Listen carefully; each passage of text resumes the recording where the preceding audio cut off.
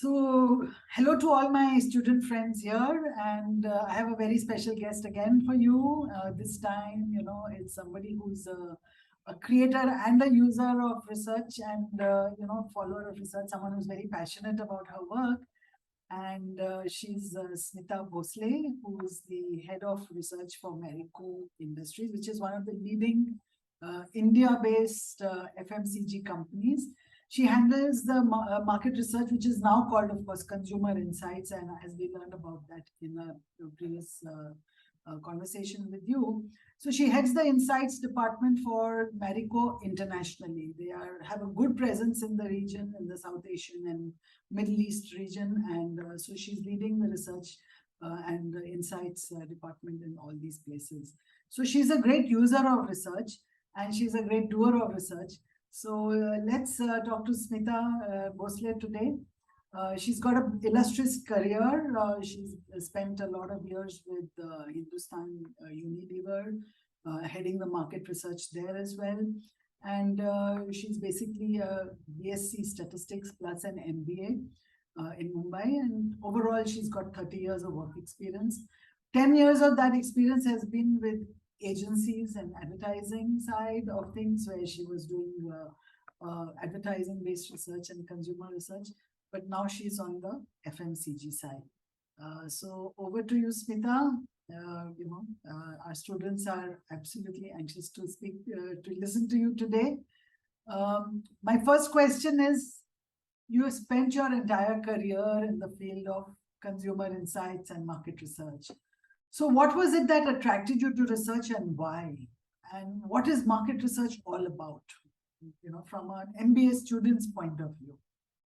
Yeah, thanks, Aneeta, for inviting me. It's really a pleasure to talk to your students and to interact with you as well. Yeah, so absolutely looking forward to the next few minutes and our discussion.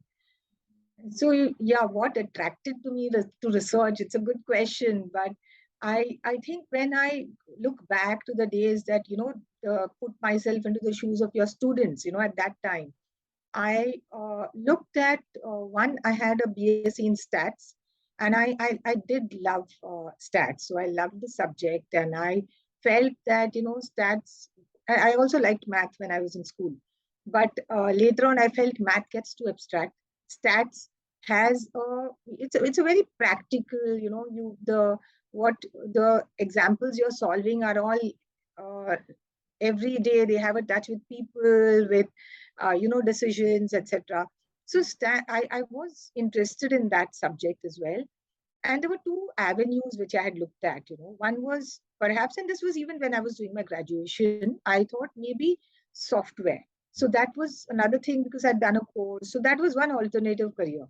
The second one was market research, and that was because of the link with stats, which I really didn't know too much about it initially. But in my second year, when I did my when I did my summer placement, with an FMCG company, where I was given a real problem to solve, which is they were contemplating whether they should get into a new category. And of course, every new category is an investment for any company. So, and no one likes to launch and then withdraw. So they wanted to know whether we should get into this category or not. So my project was actually based on retailer research. And I remember going to these nearly 200 retailers and interviewing them in the heat of Mumbai and actually doing this project like that. But what really got me hooked was that the company, when I made my presentation, they took my presentation seriously, and they took a decision, because my recommendation was that we don't get into this category at this point. And they took a decision not to launch into that, not to launch this. It would have been a JV for them. So it would have been considerable investment, etc. So that was so for me, that was my first, exposure, where I saw what, how research could lead to decision making. So that made me feel that, yes, this is the second thing I could look at in terms of career, which is working in market research, because one inherent, I think, and there's also people connect in market research, which I liked. Yeah, we can come to that later. So um, it is the role that market research plays in decision making that attracted me to business decision making, that attracted me to have a career in that attracted me to market research. And in like we were discussing, the function has now evolved.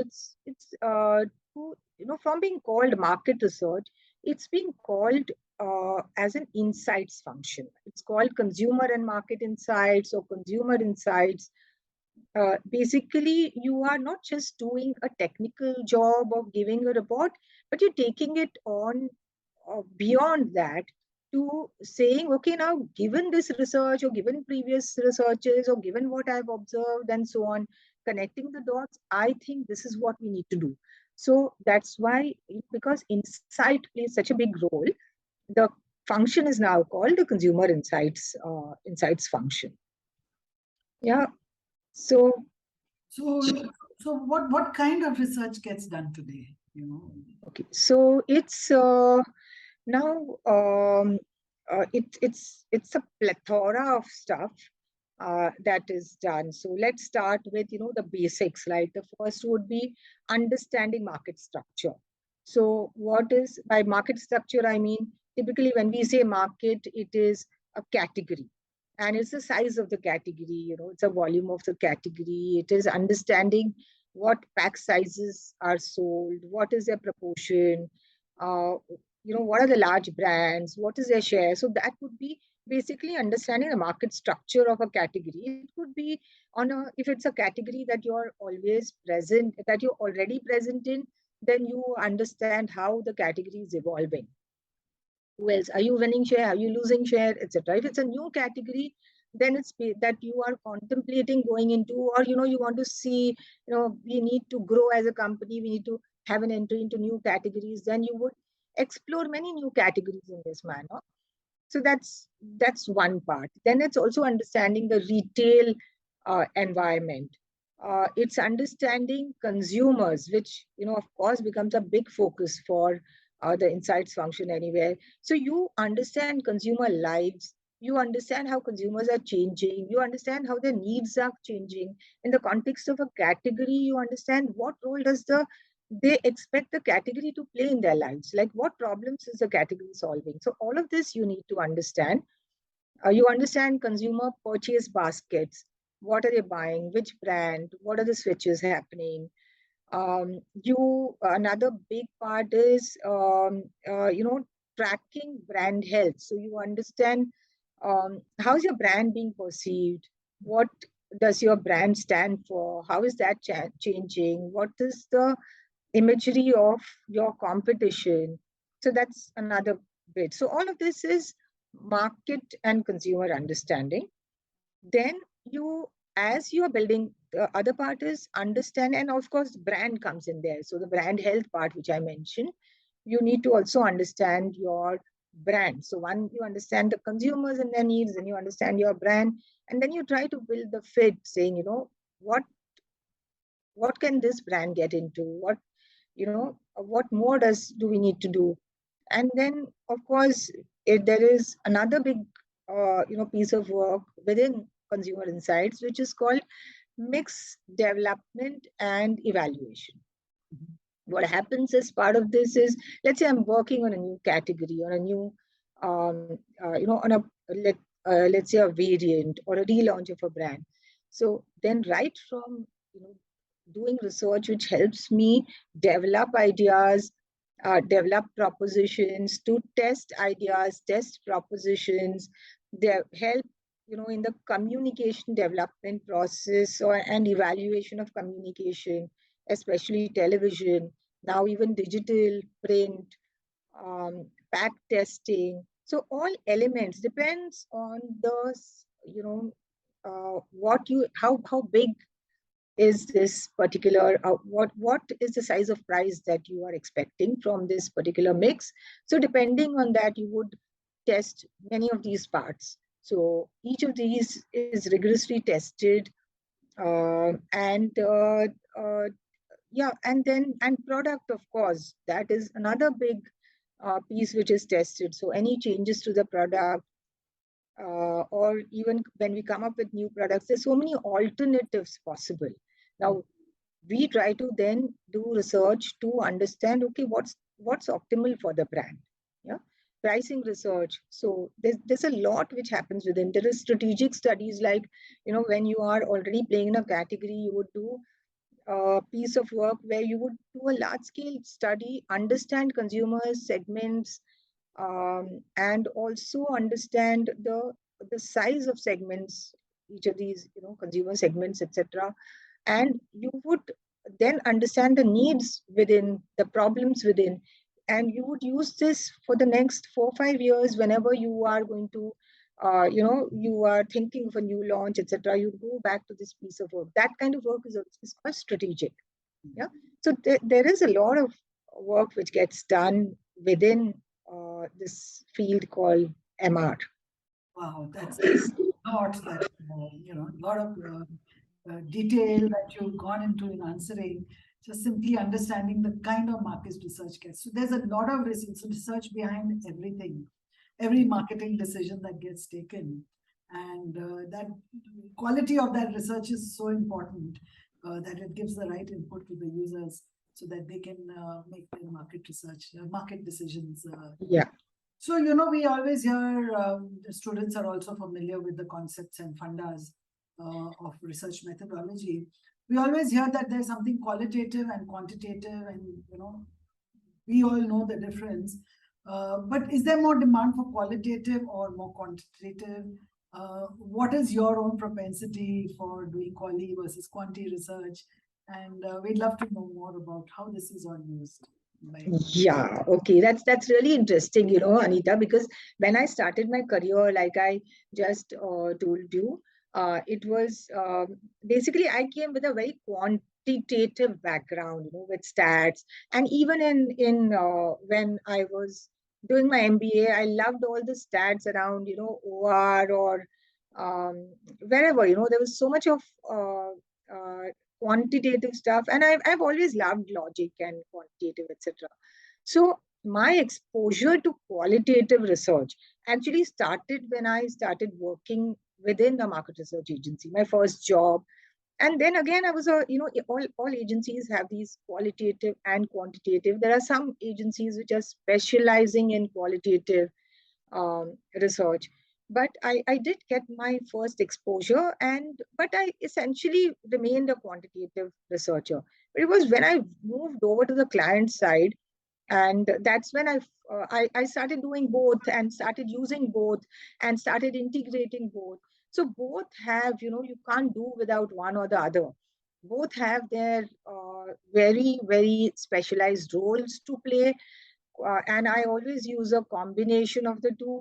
The qualitative helps you to understand the why, and the quantitative understands you helps you to understand the what. The qualitative is very subjective, so it can depend on the researcher. Let's say I talk to a set of consumers, somebody else talks. What I get out of it and what somebody else gets will be different. Quantitative, it's number based, but even there is a skill and a subjectivity at the end of the day everywhere. When you recommend, there's conviction when you make a recommendation on what should be done post the research. So qualitative broadly is a very it involves doesn't involve too many numbers. So you're not going and talking to like hundreds of consumers.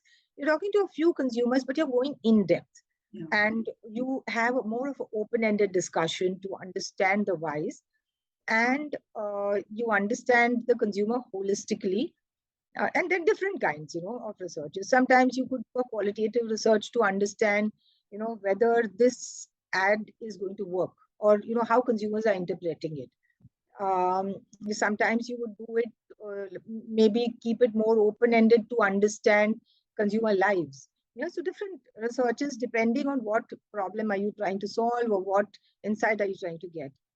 Quantitative would be, like I said, very number driven. So you would have stats coming in, you would have percentages coming in, you would compare the percentages using some kind of stats tool, etc. And then you would make a recommendation. So that is, but both do have their roles, and I don't think we can live without one or the other. You know, And the I volume of data available today is so huge, I mean, there's so yeah. many users and there's so many ways of gathering that data, just, point of purchase and so many places where you can get data. So there's big data happening now, and there's a lot of complex processing possible because of, the artificial intelligence, and computing power has also improved. When I started out, I used to do everything manually on a computer, on a calculator, but today it gets done in a jiffy, what used to take hours. So how do you see the future, as far as this digital journey in consumer insights is concerned? What kind of changes do you see emerging, coming in the next few years? Yeah. So it's interesting. I think digital research is coming in, big data and so many terms. So, actually, when I took my break after I left Levers and I took a bit of a break, I actually did a 3 month classroom course because so I did like a full time classroom course to understand big data, and in the course of that, I understood that actually, so it's not it's what is called machine learning now is actually what was termed multivariate analysis, let's say a decade ago, a couple of decades ago, 3 decades ago, when I started my career. So we started out learning multivariate analysis and so on, and we use it also. Yeah, and most of the expertise now for these lies with the market research agencies. But as a user, you need to know what can be used where and what technique can be used, etc. But so in some of these terms have already been present. Data analytics, there is market mix modeling which is done, which is using like a lot of data, past data, etc., to understand again, what is the elasticity of, let's say, price, and what is the elasticity of distribution. So if I increase, which lets companies and brands make decisions on where should I invest more in. Should I invest more in, let's say, consumer offers, or should I invest more in increasing my distribution, or taking my price down, or taking my price up? What So those are all, those kind of models are all based on data analytics. Yeah.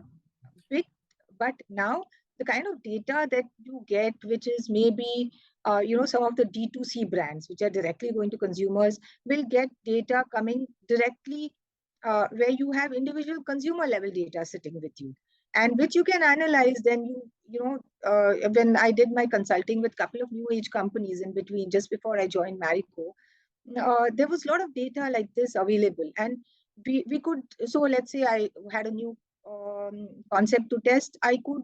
We could send out mails to the same consumers who were our users, and we could get a response like maybe in 3-4 days.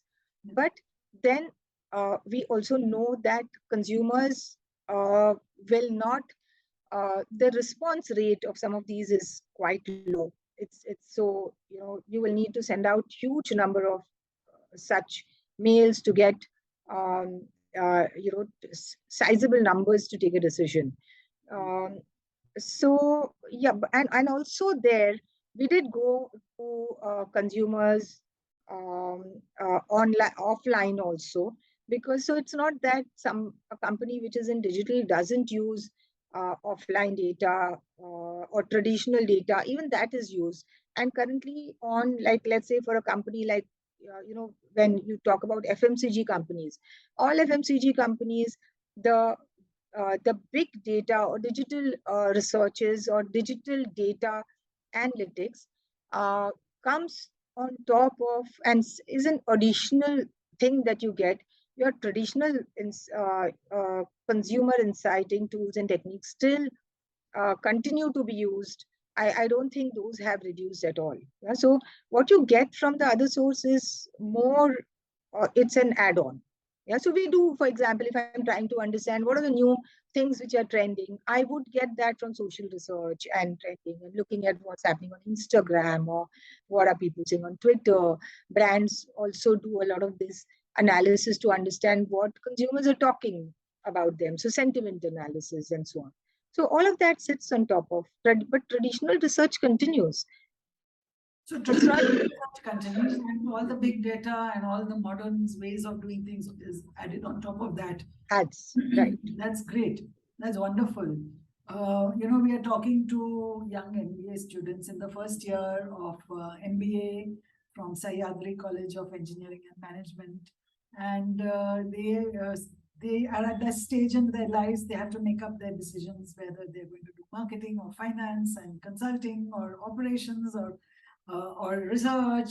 So they are right now at a stage where they haven't yet decided, and so for their benefit, I'd love you to share, according to you, typically, what's a career path for a young MBA graduate who might want to make a career in consumer insights and market research?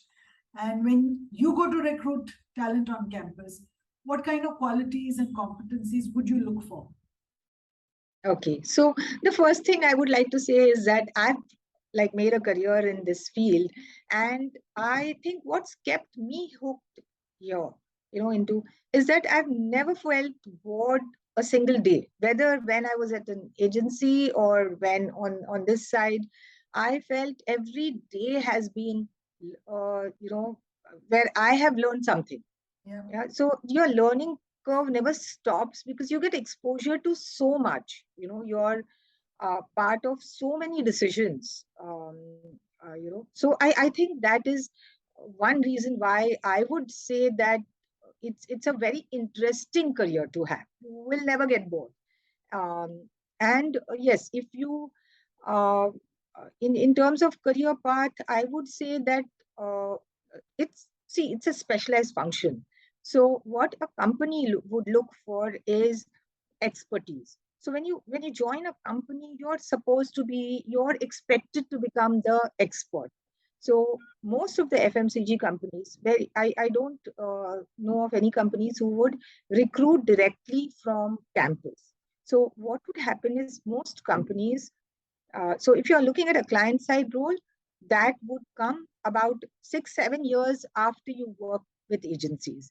Yeah, so I would say, because that is when you start coming to the stage where yes, you have expertise, you know a lot about this, you know how this works, and you can start guiding brands and people, brand managers and people inside on what needs to be done. So given this business problem, what is the kind of research to be done to solve this and to come to a decision? Yeah? So I would say, if you're looking at consumer insights and consumer market insights as a career, start with agencies, build your skills in basics, get into the depth of the tools, because now it's become a very special a world where um, most of the tools that we use are from MNC agencies. They are standardized global tools. Build your expertise into a few of these tools where you are going in depth, because you're not doing this superficially, but where you are understanding the intricacies of the tool. Yeah. And once you have that, there's also something called customized research, which is very useful to do. So build your experience in this across agencies, and then you can look at a client side job.